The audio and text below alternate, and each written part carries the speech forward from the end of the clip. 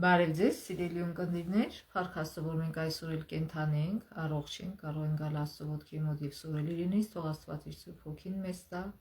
եւ մեզ մեր աչքերը բացի, մեր ականջները, մեր սիրտը եւ մեր միտքը, որպեսզի ընկալենք բոլոր մեր զգայարաններով եւ գրվի մեր սրտի մեջ, ինչ որ լսում ենք Աստծուց ճշմարտությունը եւ Աստծո շնորհքով իրականացնենք մեր կյանքում Հիսուսի անունով խնդրեցի, ամեն։ Ինչպես գիտենք, մենք այս երամտյակում ուսումնասիրում ենք թեմա, որը կոչվում է Աստծո սերը եւ արդարությունը, եւ արդեն հասել ենք 6-րդ դասին, որը կոչվում է Աստծո սերն արդարության լույսի ներքո։ Հիշելու համարն է Երեմիա 9:24։ Այլ բարձեցողը թող բարձենա նրանով, որ հասկանում եւ ճանաչում է ինձ, որ ես եմ Տերը, որ երկրի վրա ողորմություն, իրավունք եւ արդարություն եմ անում, որ սրանք են հաճելի ինձ, ասում է Տերը։ Այսինքն ինչ է նշանակում Աստծուն ճանաչել։ Մեր կյանքում ցույց տալ Աստծո այս գծերը բնավորության, ողորմություն, իրավունք նշանակում է արդարություն, արդարադատություն եւ արդարություն եմ անում, սրանք է հաճելի ինձ։ Այսինքն կապ չունի ինչ եք խոսում եւ այլն, ձեր կյանքը, երբ որ ես տեսնում եմ թե ինչ ձևի, եթե ձեր կյանքում սա կա, դա ինձ հաճելի է։ Ին մեր սավոր արևելքում ժողովուրդների աստվածները, շակերտների մեջ, ոչ միայն անհուսալի ու կամակորեին, անբարոյական ու անկախատեսելի, այլև վայրակ արարքներ էին պահանջում, ինչպիսին երեխաների զոհաբերություններ։ Եվ նույնիսկ այդ ժամանակ հեթանոց ժողովուրդը չէր կարող հուսալ նրանց բարեհաճությանը, այդ պատճառով էլ չէր համարձակվում դեմ դուրս գալ ցեղային աստվածներին։ Այսինքն ճշմարիտ Աստվածաշնչում ամբողջ իր բնավորությունը ցույց է տալի Հիսուսի միջոցով, ամբողջ իր բնավորությունը ցույց է տալի իր ծրագրերը մեր վերաբերյալ, թե ինչպես է ինքը գործում, ինչպես է փրկում, տալիս է տեղեկություններ, ինչպես է առաջացել այս երկիրը եւ այլն։ Բայց այս չաստվածները, որ ոչինչ իրենցից չեն ներկայացնում, ոչ մի ծրագիր չեն ներկայացնում, ուղղակի իրենք վայրի բարբարոս բաներ են պահանջում մարդկանցից եւ պահանջում են այն ինչ որ մարդու մեղավոր էությունն է, էությանը հաճելի է։ Եվ մարդիկ այդպես ապրում են վախի մեջ այդ կամավոր աստվածներից, ուրեմն կարդանք երկրորդ օրինաց 32:17 համարը,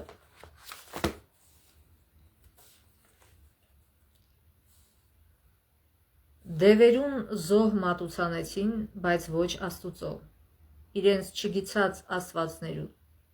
նոր ու մոտերս եղողներուն, որոնց մեր հայրերը ձեր հայրերը չվախցան։ Այսինքն ով են այս չաստվածները, նրանց հետևում ով է կանած, դևերը, նրանց հետևում կանած է սատանան եւ իր օրենքներն է թելադրում, իր մտածելակերպը, իր բնավորությունն է ամբողջ այդ չաստվածների հետևում կանած։ Եվ եթե նաև կարդանք առաջին Կորինթացիս 10-րդ գլխի 20-21 համարները, նույնն է ասում, առաջին Կորինթացիս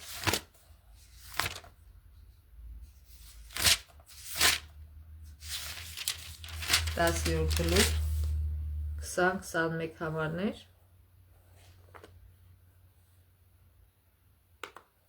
բայց այս կսեմ, թե այն բաները, որոնք հեթանոսները զոհ կնեն, դևերուն կզոհեն ու ոչ թե Աստուծո, եւ չեմ ուզել, որ դուք դևերուն հաղորդակից ըլլաք։ Այսքան իրենք կարծում են, թե իրենց չաստվածներին են զոհում, բայց իրականում դևերին են զոհում։ Չեք կարող խմել Տիրոջը գավաթը ու դևերուն գավաթը, չեք կրնար վայելել Տիրոջը սեղանեն ու դևերուն սեղանեն։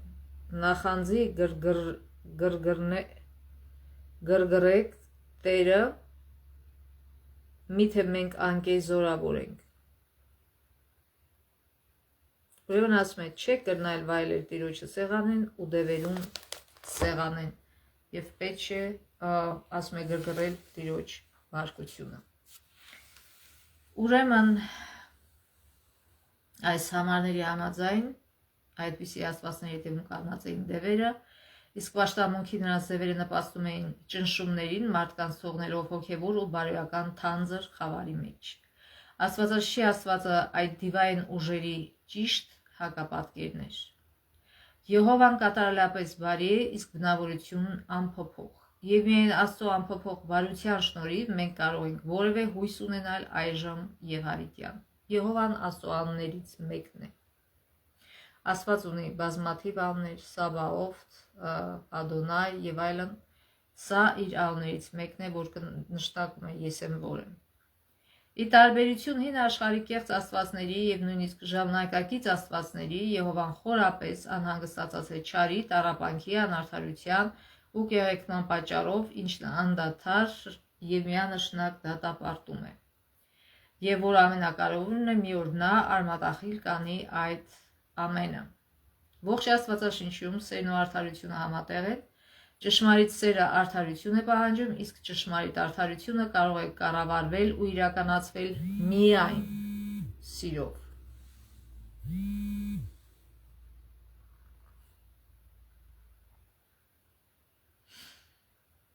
Մենք սովոր չենք մտածել այդ երկու պատկերացումների մասին որպես մեկ ամբողջություն, եւ դրա համար պատճառը պարզապես այն է, որ սեր եւ արդարություն հասկացողությունները մեծապես խեղաթյուրվել են մարդկության կողմից։ Մարդիկ սխալ են հասկանում թե սերը, թե արդարությունը։ Կարդանք Սաղմոս 33:5-ը։ Նա արդարություն եւ իրավունք է սիրում։ Երկիրը լիքն է Տիրոջ ողորմությամբ։ Ինչպես կարող է ողորմությունը եւ արդարությունը միաժամանակ իրար հետ քայլել։ Իրականում այդպես է, որովհետեւ ողորմությունը մարդուն նորից հնարավորություններ է տալիս, նորից ժամանակ է տալիս, բայց վերջի վերջո Աստված իրագործում է արդարադատություն։ Իսեր նրանց, ովքեր ճնշված են։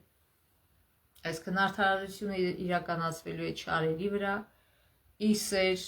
եւ ի պաշտպանություն նրանց, ովքեր հալածված են այդ չարերի կողմից։ Այսպես են սերն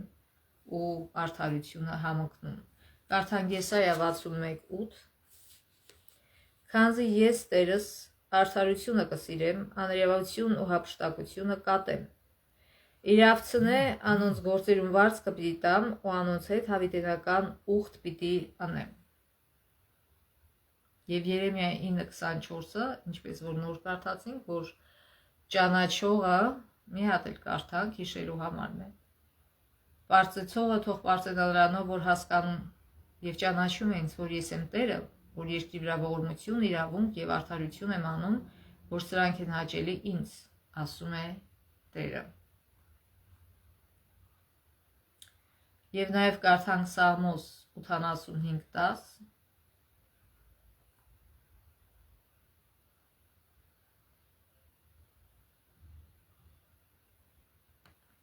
Ողորմություն ու ճշմարտությունը պիտի հանդիպեն իրար, արդարություն ու խաղաղությունը իրար պիտի համբուրեն։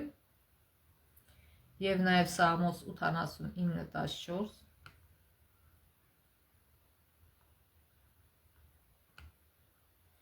Արդարությունը եւ իրավունքը քո աթոռի հաստատությունն է։ Ողորմությունը եւ ճշմարտությունը գնում են քո առջևից։ Ուրեմն արդարությունը եւ իրավունքը դա արդարադատությունն է, քո աթոռի հաստատությունն է, եւ ողորմությունը ու ճշմարտությունը գնում են քո առջևից։ Այս համարները հստակացնում են, որ Աստված սիրում է արդարություն, սիրո եւ արդարության գաղափարներն Աստվածաշնչում անխզելի են, Աստծո սերը եւ Աստծո արդարությունը ձեռք ձեռքի են գնում, Աստված խորապես շահագրգռված է, որ այս աշխարհում թագավորեն արդարություն ու արդարադատություն։ Եվ նա ուզում է, որ սա իրականանա մարդկանց միջոցով, այն մարդկանց, ովքեր արդարադատություն են անում եւ արդարություն։ Այդ պատճառով էլ իզուր չէ, որ մարգարեներն անդադար դատապարտում են անարդարության բոլոր տեսակները։ Այսինքն Աստված ուղարկում էր մարգարեներին, որպեսզի նրանք ինչի համար, ինչ էին անում մարգարեները։ Մարգարեները անդադար դատապարտում էին անարդարության բոլոր տեսակները, ներառյալ անարդար օրենքները, կեղծ կշեռքները, ճնշում նախկատների, այրիների ու այլ անպաշտպան մարդկանց հանդեպ։ Դրա համար այդ մարդիկ, որ ասում են մենք քաղաքականությունից հեռու ենք, սա ներքին քաղաքականություն է։ Այսինքն եթե մենք մեր լուման չենք, եթե հնարավորություն ունենք եւ մեր լուման չենք դնում անարդարացի օրենքները չընդունելու համար եւ արդարացի օրենքները ընդունելու համար եւ մեր ձայնը բարձրացնելու ի պաշտպանություն անպաշտպան մարդկանց կամ անպաշտպան արարածների համար, մենք չենք հետևում դրանով Աստծո խոսքին։ Որտեւ Աստծո մարգարեները իրենց ձայնը բարձրացնում են այսպիսի անարդարության դեմ։ Թեև մարդիկ շատ չար ու անարդար բաներ են անում, Աստված ասում է Երեմիա 9:24. Մշտապես երկրի վրա ողորմություն, իրավունք եւ արդարություն եմ անում։ Աստված մարդիկ անում են անարդարություն, բայց Աստված միշտ արդարություն է անում։ Այդ պատճառով էլ Աստվածաշնչի ողջ շարադրանքի ընթացքում Աստծուն հավատարիմ մարդիկ կանխավայելում են Աստծո դատաստանը որպես շատ հիանալի իրադարձություն, քանի որ այն պատիժ է բերում չարագործներին ու ճնշողներին, ինչպես նաև արդարություն ու ազատագրում անարդարության ու ճշմարան զոհերին։ Եթե մարդը չար է, այո, նա պետք է վախենա Աստծո դատաստանից, բայց եթե մարդը բարի է եւ ճնշված է չարի կողմից, նա պիտի ուրախանա Աստծո դատաստանի համար։ Ոչ թե ուրախանա, որ մարդիկ կործանվելու են, ոչ, այլ միշտ արդարադատությունը նաև ուրախություն է առաջացնում, չնայած սիրտդ կարող է տխրել այդ մարդկանց համար, ովքեր կործանվում են, ինչպես որ Աստված լացելով է իրականացնելու պատիժը։ Բայց երբ որ արդարադատություն է լինում, մենք ուրախանում ենք։ Իրականում արդարությունն ու արդարադատությունը Աստծո կառավարման հիմքն են։ Աստծո բարոյական կառավարությունը, որ հիմնված է սիրո վրա, արդար է ու առաքինի։ Այն սկզբունքորեն տարբերվում է այս աշխարհի կոռումպացված կառավարություններից, որոնք հաճախ են հավերժացնում անարդարությունը հանուն անձնական շահի ու իշխանության։ Աստծո արդարադատությունը եւ արդարությունը տարածվում է բոլորի վրա, բայց նրանք, ովքեր իշխանության գլխին են, հաճախ նրանք պաշտպանում են միայն որոշ խավերի շահերը։ Բայց Աստված այդպիսին չէ։ Աստծո մեջ ողորմությունն ու ճշմարտությունը պիտի հանդիպեն իրար, արդարությունն ու խաղաղությունը իրար պիտի համբուրեն։ Սաղմոս 85:10։ Ուրեմն այստեղ երկրի վրա խոսքը ԱՄՆ-ի կառավարության մասին է, ինչպես են օրենքներ ընդունվում, ասենք թե իրավաբաններ ունեն իրենց լոբի է դա կոչվում, այսինքն հարուստ մարդիկ ֆինանսավորում են այդ սենատորներին, կոնգրեսմեններին, որպեսզի նրանք իրենց ընտրական կամպանիան անեն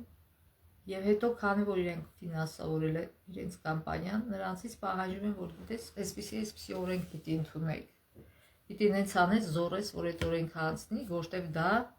իշահ մեզ է։ Այսպես է կառավարությունը գործում։ Այն մարդիկ, ովքեր փող չունեն, չեն կարող փողներ դնել, չնայած եթե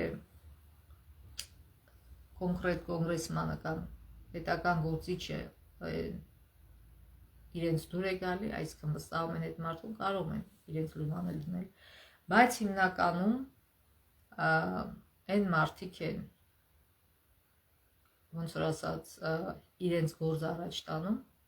ովքեր փող ունեն եւ ֆինանսավորում են օրենք ստեղծողների։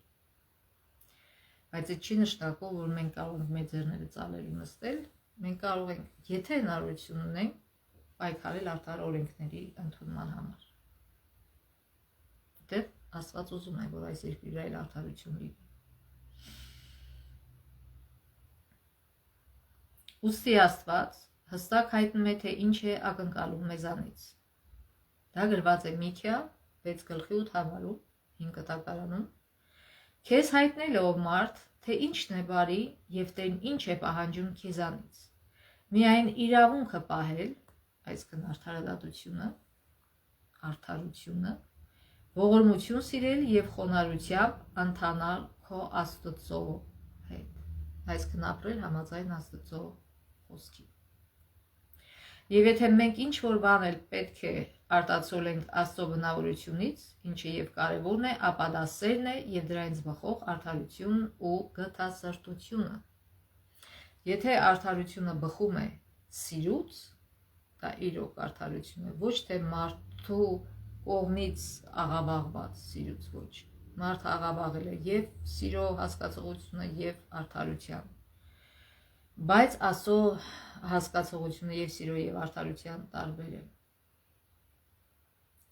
Աստված պարզապես չի հայտարարում, որ սիրում է արդարությունը և կոչ է անում, այսինքն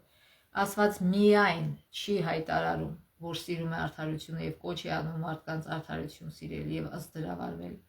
այլև ինքն էլ կատարելապես ու անսասան դրսևորում է այդ որակները։ Սուրբ Գիրքը սովորեցնում է, որ Աստված ամբողջովին սուրբ է, հավատարիմ, արդար, Աստված լիովին սուրբ է, հավատարիմ, արդար ու սիրով լի։ Աստված բացառապես ու միշտ անում է այն, ինչը բարի է, արդար ու արդարացի։ Նա երբեք որևէ անարդար բան չի անում։ Կարդանք 2-րդ Օրինաց 32:4 Աստծո գործը կատարյալ է, քանզի անոր բոլոր ճամփաները արդար են։ Աստված հավատարիմ է ու աներավություն չունի, անիկա արդար և ուղիղ է։ Ասում Աստված հավատարիմ է։ Ինչու՞մն է հավատարիմ։ Իր ուխտի մեջ, իր ուխտի, քանի որ ուխտը դա համաձայնագիր է, ուխտի իր մասի մեջ ինքը հավատարիմ է, բայց արդյոք հավատարիմ է մարդը իր մասի մեջ, դա հարց է։ Կարդանք Սաղմոս 92:15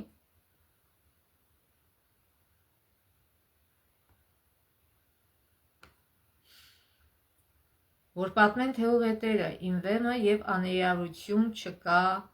նրա մեջ։ Եթե մյուս դրա առաջին համարն էլ կարդամ,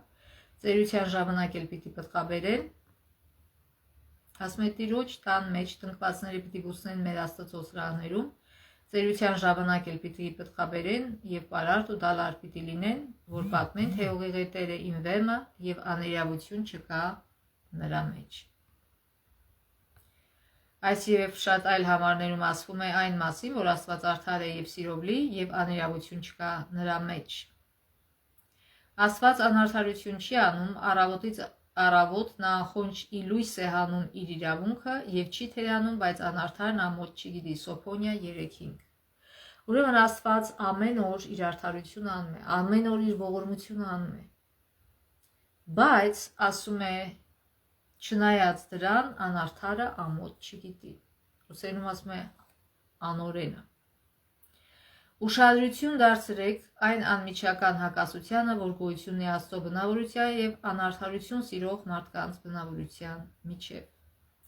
Աստված գիտի, թե ինչն է բարի, լավագույնն է ցանկանում բոլորի համար։ Կարդանք Սաղմոս 9:7-8 համարները։ Սաղմոս 9:7-8 Բայց Տերը կա հավիտյանս հավիտենից, նա իր աթոռը պատրաստեց դատաստանի համար։ Նա արդարությամբ կդատի այս աշխարհը և ազգերի իրավունքի ուղիղ դատաստանը կանի։ Եվ նաև Սաղմոս 145 սկսած 9 համարից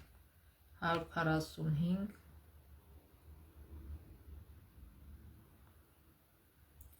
9 համարից բարի է Տերը բոլորի համար եւ նրա գթությունը իր բոլոր գործերի վրա է լինում։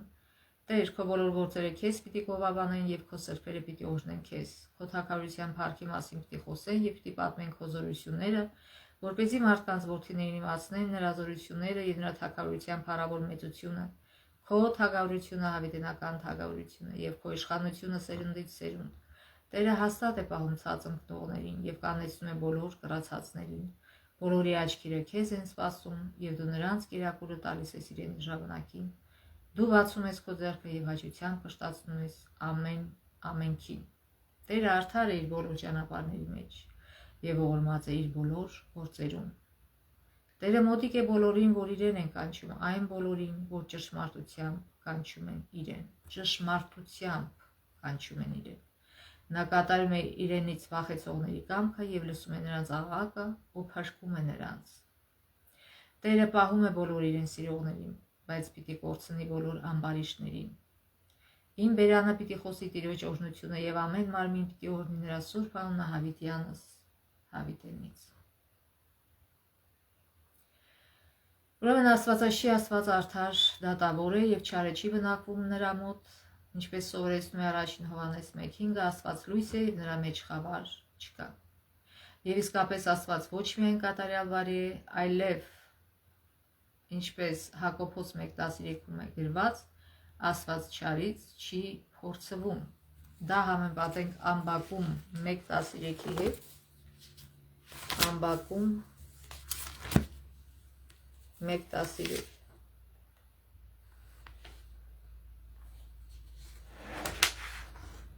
Դուն, որուն աչքերը չարություն տեսնել են մաքուր են, ու աներյավություն նայելու կարող չեն։ Նենգավորներուն ինչու կնայիս,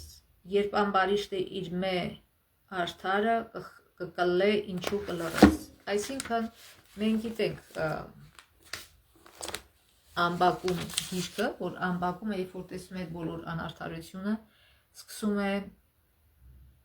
Աստծուն կարծես թե բողոքել, բայց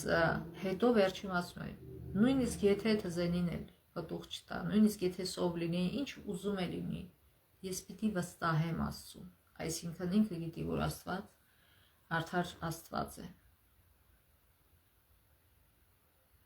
Այս ամենի մեջ Աստծո բարությունը փառքը անխզելորեն կապված են։ Այն ժամանակ, երբ շատերը կուռք են դարձնում իշխանությունը, Աստված լինելով ամենազոր իր զորությունն օգտագործում է միայն արդար ձևով, առաջնորդվելով սիրով։ Պատահական չէ, որ երբ Մովսեսը խնդրեց Աստծուն ցույց տուր ինձ քո փառքը, Աստված այսպես պատասխանեց. ես իմ ամբողջ բարությունը կանցկացնեմ քո առջևից։ Այսինքն ո՞րն է Աստծո փառքը, իր բարությունը, իր սերը, իր արդարությունը։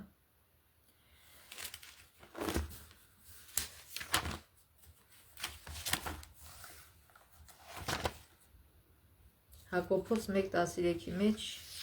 ասում է. Չլա թե մեկը որ փորձության մեջ է ասե, Աստծուց մեկը փորձվին, բացնզի Աստված չար բաներով չի փորձվի, ոչ ալ ինքը մեկ ինքը փորձի։ Այսինքն մարդը ընկնում է փորձությունների մեջ իր մեղքերի պատճառով, այլ ոչ թե հատուկ Աստված նրան փորձության մեջ է գցում։ Կարդանք Մաղաքիա 3-րդ գլխի 6 համարը։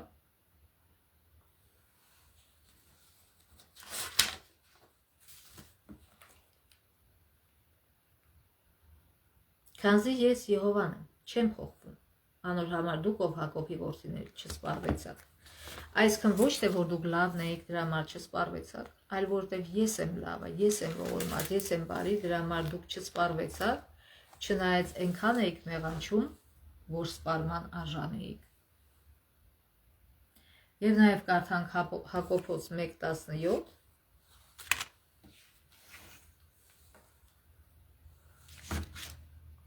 Ամեն բարի տուրք ու ամեն կատարյալ պարգև վերեն է, եւ լույսի հորմեն կիչն է, որուն մեջ բնավ փոփոխություն կամ դառնալու շուկը չկա։ Այսինքն ինչ որ բարիք կա այս երկրի վրա, ինչ որ բարի կա, ինչ որ մարդու մեջ բարի գից կա, այդ բոլորը Աստծուց է։ Աստված է այդ բոլորը տալիս։ Եվ նրա մեջ ոչինչ փոփոխություն չկա, Աստված բարի է։ Աստված երբեք չար չէ։ Ուրեմն Մաղաքիա 3:6-ում Աստված հայտարարում է, որտեղ ես եմ Տերը, չեմ փոխվել։ Թեև ոմանք կարդում են տվյալ համարի այս մասը եւ մտածում, որ Աստված ոչ մի դեպքում չի փոխվում, համարի մնացած մասը եւ նրա անմիջական համատեքստը ցույց են տալիս, որ Աստծո անփոփոխությունը, որի մասին խոսում է այստեղ, Աստծո բարոյական անփոփոխությունը, այսինքն իր բնավորությունը միշտ նույնն է, միշտ բարությամբ լեցուն։ Եվ քանի որ մենք այս երաժշտական սիրո մասն ենք խոսում, ինքը միշտ սեր է, Աստված սեր է եւ միշտ սիրո բարության տուրքեր է մեզ ուղարկում, պարգևներ եւ ինքը իրեն սիրո կապով կապել է մեզ հետ, ամեն մեկը թող իր անունը դնի։ Եվ Աստված այս դեպքում անփոփոխ է։ Նա միշտ իր խոսքի տերն է, նա միշտ իր խոստումը կատարում է եւ իր բնավորությունը միշտ նույնն է։ Սիրով եւ արդարությամբ լի։ Համարի մնացած հոդվածը ցույց է տալիս, որ Աստված կարող է փոխել վերաբերմունքը, ոչ թե իր բնավորությունը, այլ վերաբերմունքը, որովհետև ասում է. դուք չեք փոխվել։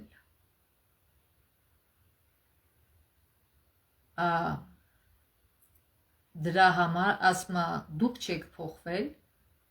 անգլերեն տեքստում օգտագործվող consumed բառը ունի նաև ոչնչացվել, սպառվել իմաստը,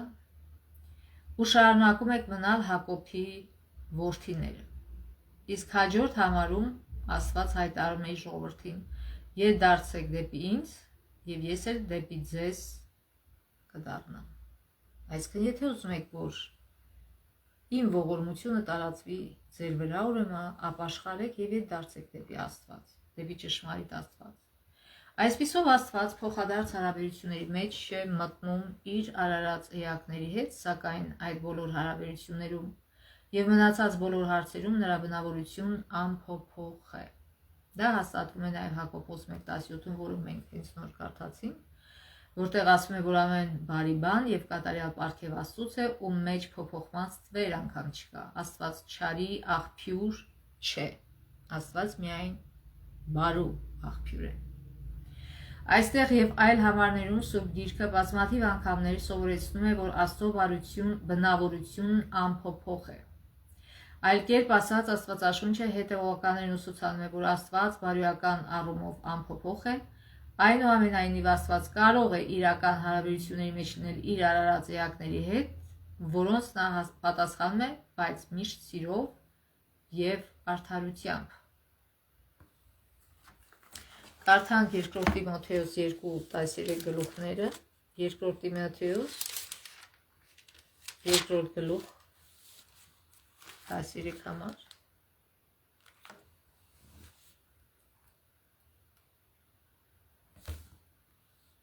Եթե չհավատան, ինքը հավատարիմ կմնա, իր անձը չի կրնար ուրանալ։ Տիտոս 1:2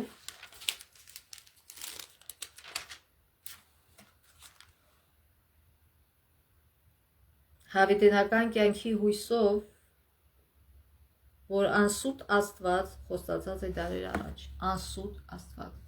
Աստված ինչ որ խոստանում է նա անում է, բայց դա պայմանական է, այսինքն Աստված պայմաններ գոյություն ունեն, որ եթե մենք այդ պայմանները կատարում ենք, այն ժամանակ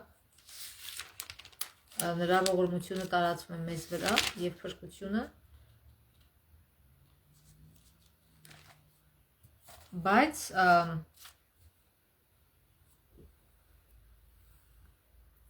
այդ պայմանները բոլորովին դժվար չեն։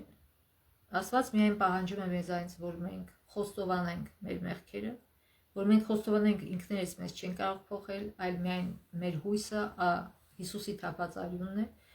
եւ մենք ինքներս մեզ հանձնենք Աստծուն, մեր սիրտը, որպեսզի ինքը մաքրի, սրբի, ուղղակի թույլ տանք, որ ինքը մեր մեջ սերմանի բարություն եւ բարություն բարի հանդեպ եւ ատելություն մեղքի հանդեպ։ Այդքան բան մեր գործը թույլ տալն է եւ ամեն մեկը կարող է դա անել։ Ուղղակի մարդ կա ուզում է դա անել, մարդ կա չի ուզում անել։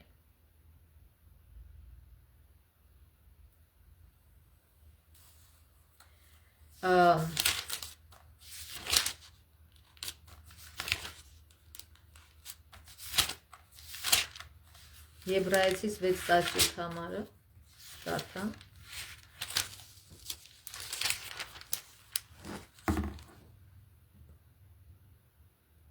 Որով Աստված իր խորհրդին ամփոփողը ալ ավելի ցուցնել ուզելով խոստումին ժառանգորդներուն երթում ըրավ։ Այսինքն Աստված երբեք իր մասը չի ձախողում, ձախողողները մարդիկ են։ Համաձայնագրի իր մաս Աստված չի ձախողում, բայց մարդիկ ձախողում են։ Աստված չի կարող ժխտել ինքն իրեն։ Աստված երբեք չի ստում եւ Աստծո խոստումներին անկասելի են։ Մենք կարող ենք վստահ լինել, որ Աստվածաշնչի Աստված այն նույն Աստվածն է, ով Քրիստոսում խաչի վրա կամավոր զոհաբերեց իրեն։ Նա այն Աստվածն է, ում կարելի է անվերապահորեն վստահել։ Մենք կարող ենք վստահություն ու հույս ունենալ ապագայի հանդեպ, քանի որ ինչպես ասվում է Եբրայեցիներ 13:8-ում, Հիսուս Քրիստոսը նույնն է երեկ, այսօր եւ հավիտյան։ Կարող է Աստված զղջալ։ Եթե այո, ապա ինչ կարող է դա նշանակել։ Մենք տեսանք, որ Աստծո բնավորությունը երբեք չի փոխվում, սակայն աստվածաշրջան որոշ համարներ ասում են, որ Աստված զղջում է կամ փոխում է իր որոշումը։ Ուրեմն Աստծո վերաբերյալ, երբ որ այս խոսքը վերաբերում է զղջալ, դա վերաբերվում է իր որոշման վրա զղջալ, ոչ թե ինքը փոխվում է իր բնավորությամբ, ոչ, այլ իր որոշումն է փոխում։ Մարդկանց դեպքում ապաշխարությունը ենթադրում է ընդունել, որ ինչ-որ սխալարարք են գործել։ Այդ դեպքում ինչպես կարող են աստվածաշրջան որոշ համարներ Աստծուն ներկայացնել որպես զղջացող։ Աստված ոչ թե մեղք է գործում եւ զղջում է դրա համար, ոչ, այլ Աստված զղջում է իր որոշման վերաբերյալ։ Կարդանք Ելից 32:14 համարը։ Ելից 32:14 համար։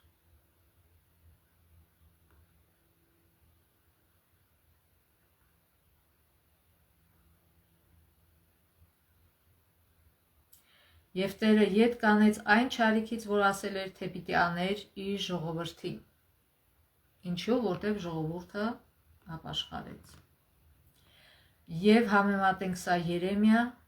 18:4-10 համարներ, Երեմիա 18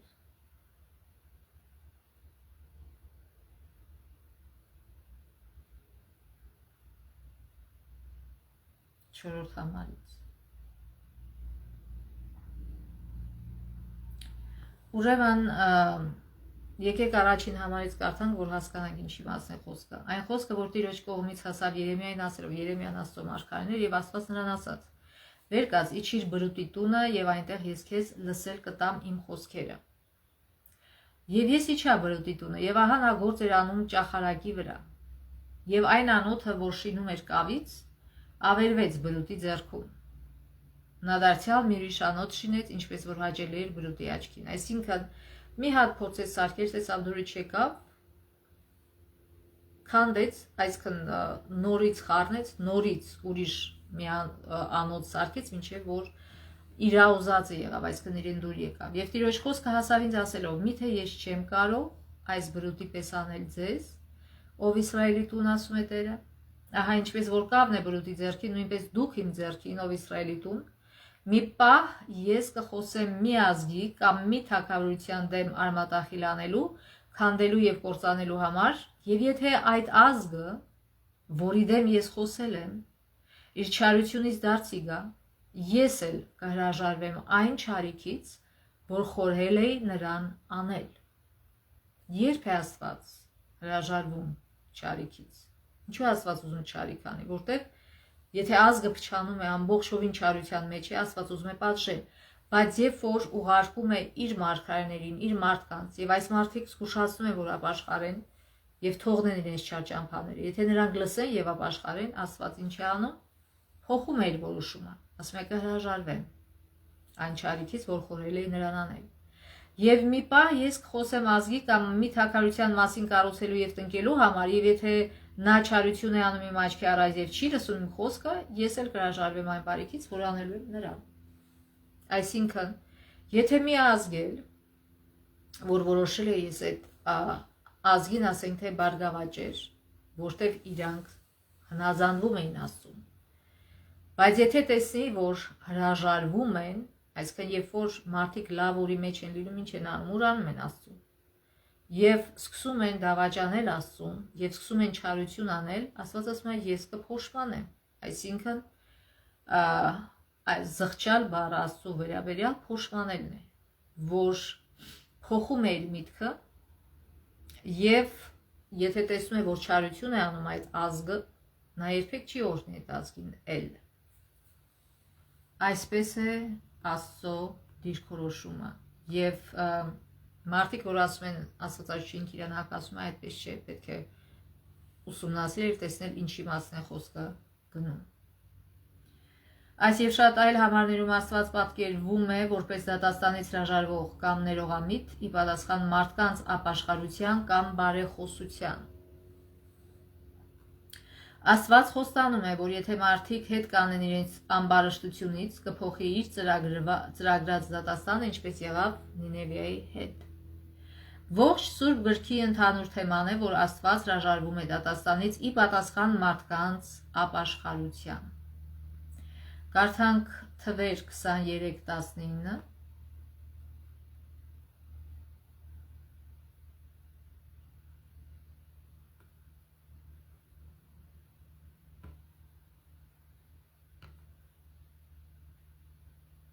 Աստված մարդ չէ, որ սուտ խոսի, ոչ էլ մարդու որդի, որ զղջա։ Միթե կասի եւ չի անի, կամ կխոսի եւ չի կատարի։ Եվ նաեւ կարդանք առաջին Թագավորաց 15:29 համարը, առաջին Թագավորաց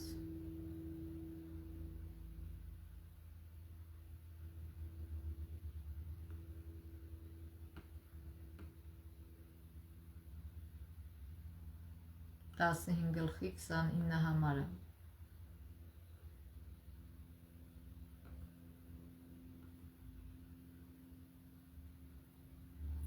Նաև Իսրայելի ապավենը սուտ չի խոսելու եւ չի զղջալու, որտեղ նա մարդ չէ, որ զղջա։ Այսինքն, եթե մարդը փոխում է իր ճամփաները, բարից դառնում է լավ կամ չարից դառնում է բարի կամ բարից չար, ըստ դրա Աստծո որոշումները փոփոխվում են։ Բայց եթե մարդը հավատարիմ է, իր այդ մասին, այսքան ապաշխարությանը, Աստված էլ ընդունում է այդ ապաշխարությունը եւ փոխում է իր մտադրությունը։ Ուրեմն, երբ կարդում ենք այս համարներն, այլ համարներ լույսի ներքո, հասկանում ենք, որ Աստված չի փոխում իր որոշումները կամ չի զղջում այնպես, ինչպես որ դա անում են մարդիկ, այսքան քմահոճորեն։ Ես ուզեցա քեզ ներել, ներեցի, չուզեցա չեմ ների։ Այդպես չի Աստված։ Ընդհակառակը Աստված միշտ կատարում է իր խոստումները ու թեև կարող է փոխել իր ծրագրերի ընթացք, ի պատասխան մարդկանց ապաշխարության, միշտ վարվում է իր բարության եւ իր խոսքին համապատասխան։ Աստված հրաժարվում է դատաստանից ի պատասխան ապաշխարության հենց այն պատճառով, որտեղ նրա բնավորությունը բարի է, արդար, սիրող եւ ողորմած։ Այլ ոչ թե որոշել էր, ասենք թե պատժել իր տղային, բայց տղան չի էլ զղջացել իր արածի համար, բայց դες տղա ջան, ես բարի եմ, ոչինչ ներում եմ քեզ, չեմ պատժում։ Այդպես չի Աստված։ Որտեւ այդ ձևի ներումը, այդ ձևի չպատժելը երեխային եւ մարդկանց տանում է կործանման։ Աստված հետեւողականորեն սովորեցնում է, որ քո Տեր Աստվածն է Աստված, հավատարիմ Աստվածը, որ իրեն սիրողների եւ իր պատվիրանները պահողների մինչև 1000-րդ սերունդը ուխտը ու ողորմություն է պահում։ Ուխտ ու ողորմություն է պահում։ Երկրորդ Օրինաց 7:9 գլուխ։ Ուրեմն ում համար է ուխտ եւ ողորմածություն պահում, ասում է իրեն սիրողների եւ իր պատվիրանները պահողների համար։ Արս գրված է։ Նրա բարությունն ու սիրո բնավորությունը մեծապես դրսևորվեց Հիսուսի կողմից խաչի վրա։ Հռոմեացի 5-ում որ ասում են երբ դեռ մեղավոր էինք ինքը մեզ համար խաչվեց եւ Սաղմոս 100:5 համար ասում է որտեղ բարի է Տերը եւ հավիտյան է նրա ողորմությունը եւ նրա ճշմարտությունը սերնդից մինչեւ սերունդ այսպիսով Աստծուն կարելի է վստահել նա իր զավակներին միայն բարի պարգևներ է տալիս ինչպես կարդացինք Հակոբոս 1:17-ում եւ կարող ենք դա համատել Ղուկաս 11 11-ից 13 համարները Ղուկաս 11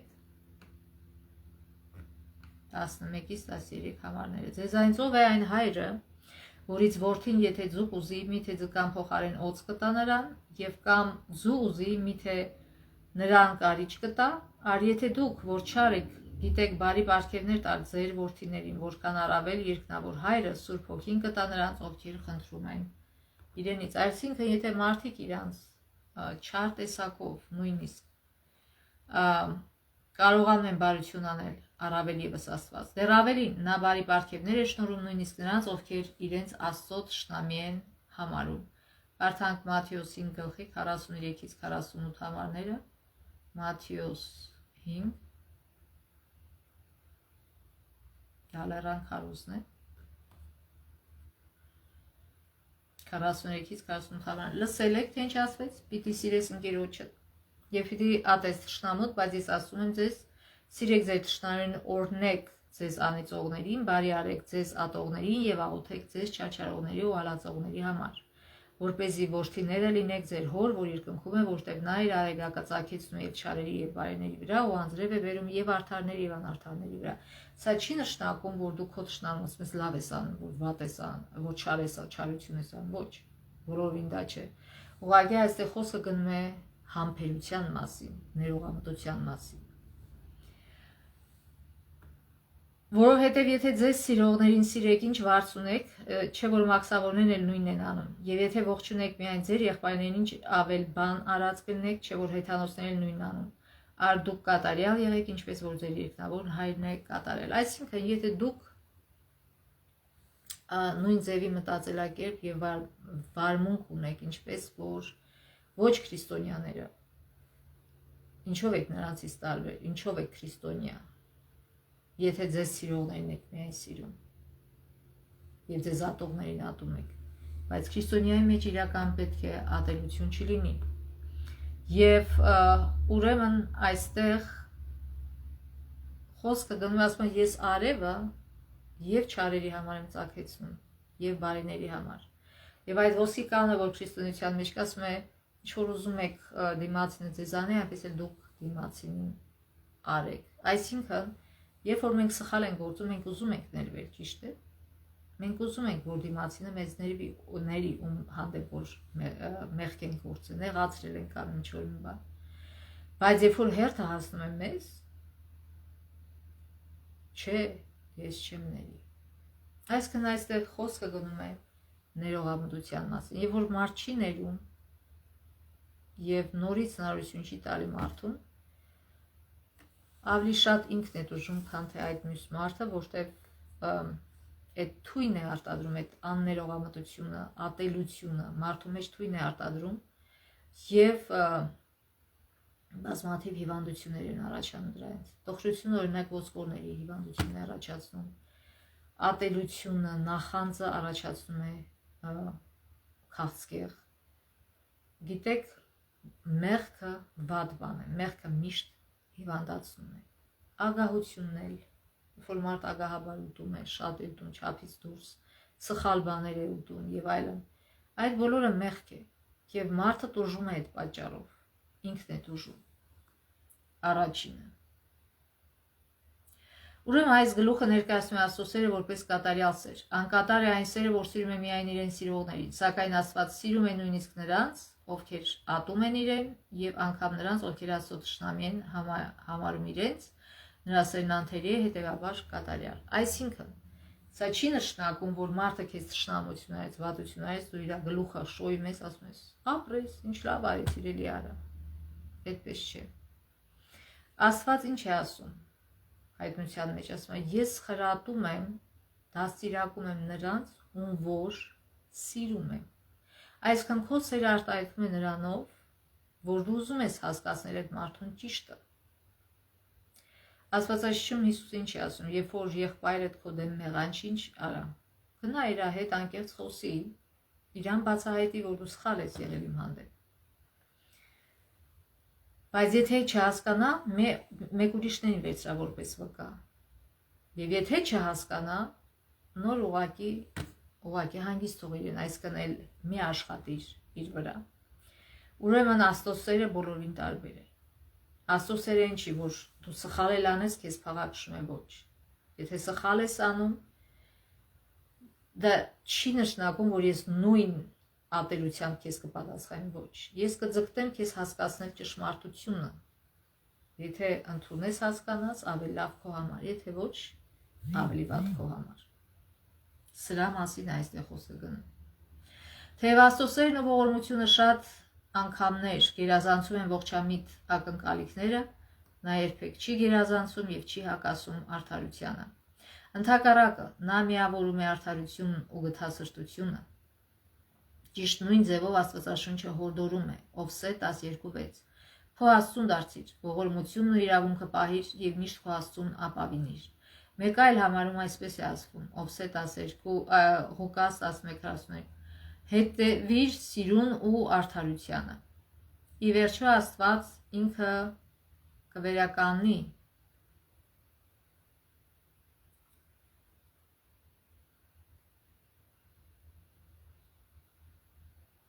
կատարյալ արդարությունը։ Հռոմեացին 2:5-ում խոսում է Աստծո արդար դատաստանի հայտնության օրվա համար։ Հռոմեացիներ 2:5։ Եվ վերջապես փրկվածները կերկեն հայտնություն 15:3-4 Մեծ ու զարմանալի են քո գործերը, Տեր Աստված ամենակալ, արդար ու ճշմարիտ են քո ճանապարհները, ով ազգերի թագավոր, ով է, որ չի երկնչելու, Տեր քո անունը չի փառավորելու, որտև միայն դու ես սուրբ, որտև բոլոր ազգերը պիտի գան ու քո առաջ պիտի երկրպագություն անեն, քանի որ քո դատաստանները հայտնի դարձան։ Այսինքն թե ամբարիշտները, թե փրկվածները երկրպագելու են Աստծուն։ Ամբարիշտների երկրպագությունը կայանում է նրանում, որ նրանք այդ երկրպագելով խոստովանում են, որ Աստված ճշմարիտ է, իսկ իրենք սխալ։ Եվ իրենց պատիժը տեղին է, որ լինելու է։ Նրանք ընդունելու են ի վերջո դա, որ իրենց մեղավորությունն է։ Աստված ամեն ճամփա տվեց մարդկանց, ամեն հնարավորություն դարձի կարող ապաշխարելու փրկվելու, բայց մարդը ինքը չուզեց բաժանվել մեղքից, որը ատում է Աստված։ Եսայա 25:1 հայտարարում է. Տեր, դու ես իմ Աստվածը, ես բարձրացնում եմ քեզ, գովերգում եմ քո անունը, որտեղ դու սքանչելի գործեր կատարեցիր, հավատարիմ ու ճշմարիտ վաղեմի խորհուրդներ։ Ինչպես կարող ենք սովորել փառաբանել Աստծուն նույնիսկ վատ ժամանակներում։ Գիտեք, ես անձամբ կարող եմ ասել իմ համար, ինչպես է լինում, երբ որ վատ ժամանակ նույնիսկ փառաբանում եմ Աստծուն, որտեղ ամեն մի դժվարություն, ամեն մի հիվանդություն մարդուն ավելի հասունացնում է։ Եթե մենք ուզում ենք, որ մեր երեխաները մեծանան փափկասուն եւ անպիտան, նրանց համար կապահովենք փափուկ կյանք։ Եվ հետո այդ երեխեն գիտեք շնորհակալություն է ասելու, ոչ։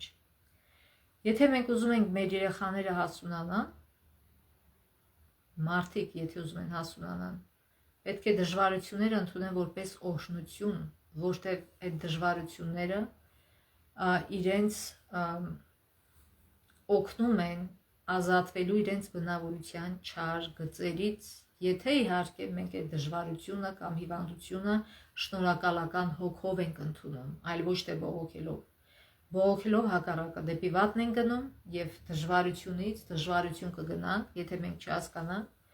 որ այդ դժվարությունները մեր բարիքի համար է գալիս Աստված։ Եթե մենք ուզում ենք, որ մեր զավակը ինչ որ բան սկսի անել, սովորի, մենք պետք է որոշ ժամանակ իրեն մենակ թողենք, որպեսզի ինքը կարողանա ոտքի կանել։ Ինքը իհարկե հետևելով իրեն եւ խորհուրդներով եւ ամեն կերպ օգնությամբ, բայց թողնելով, որ ինքը ոտքի կանի ինքը հաղթահարի է դժվարությունը, ինչպես Պարուհի Սևակն է գրում։ Ասում ես չեմ ուզում, որ դու ասֆալտ ճամփով անցնես, ես ուզում եմ, որ դու ինքդ ճամփա բացես։ Եվ դա շատ իմաստուն խոսքեր են։ Եվ ասում է խույս մի տուր տառապանքից որդիս։ Տառապանքը ինչ է անում։ Մաքրում է հոգին փոշուց։ Շատ գեղեցիկ խոսքեր է գրել Պարուհի Սևակը։ Վերջում կարդանք Քայլեր դեպի Քրիստոս գրքից էջ 78։ Աստծո խոսքը բացահայտում է նրա բնավորությունը, նա ինքն է հայտնել իր անսահման սիրո եւ կարեկցանքի մասին։ Երբ Մովսեսն աղաչեց, ցույց տուր ինձ քո փառքը, Տերը պատասխանեց. ես իմ ամբողջ բարությունը կանցկացնեմ քո առջևից։ Սա է նրա փառքը։ Տերն անցավ Մովսեսի առջևով եւ հռչակեց. ես եմ Տերը, Տեր Աստվածը, ողորմած եւ գթած, համբերատար, առատ ողորմությամբ եւ ճշմարտությամբ, որ ողորմածություն եմ անում հազարավորների, որ ներում եմ անօրինություն, հանցանք եւ մեղք։ Եվ Աստված ուզում է, որ մենք էլ այսպեսին լինենք։ Ողորմած, գթած, համբերատար, առատ ողորմությամբ եւ ճշմարտությամբ։ Եվ ներում եմ ասում է անօրինություն, հանցանք եւ մեղք։ Նա երկայնամիտ ու բազում ողորմում է, որովհետեւ նրան հաճելի է ողորմությունը։ Աստված մեր սրտերը գրավել է բազմաթիվ նշաններով, որ գոյություն ունեն երկնքում եւ երկրի վրա։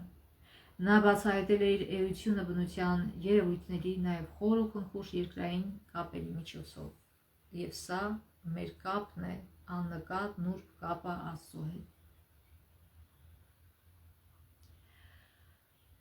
Բայց դա էլ ամբողջական պատկերացում չի ստեղծում նրա սիրո մասին, չնայած այս բոլոր վկայություններին բարու թշնամին այնպես էր կուրացրել մարդկանց մտքերը, որ նրանք եւ հիմա էլ կուրացրել է